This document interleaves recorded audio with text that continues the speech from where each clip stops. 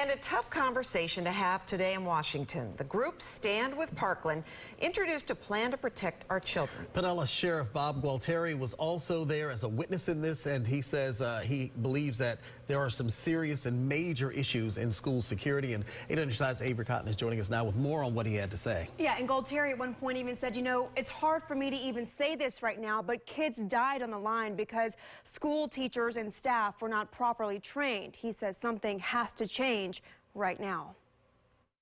My son was one of the first to die. The police tell me that he felt the impact of the bullets before he heard the shots. Parents whose children died in the Parkland school shooting massacre sat alongside Pinellas Sheriff Bob Gualtieri today with their testimonies that schools need better security.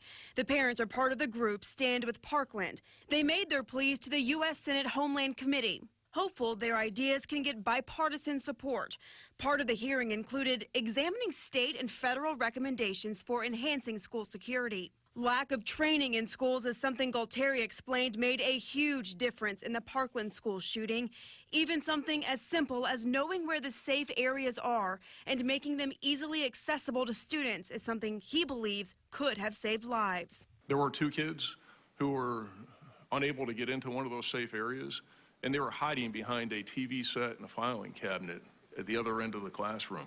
TV sets and filing cabinets don't stop AR-15 rounds. Both of those kids are deceased. Gualtieri also addressed the expansion of the controversial school guardian program signed by Governor Ron DeSantis, accusing some districts of misinterpreting it. And say, well, a sign can be interpreted to mean you don't have to have somebody there. You know, tell that to one of these parents who somebody's got to go knock on the door because they had 1 deputy for 6 campuses because they didn't follow the law. It's just not right.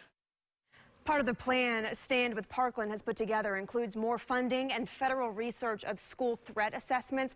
They also want to enact red flag laws, which would allow law enforcement to confiscate firearms of a person deemed a threat to themselves or others by a judge. Certainly a tough conversation for those parents every time they go before somebody to talk and about such it. an important topic with school just around the corner again. Definitely. Avery, thanks. Max Defender 8.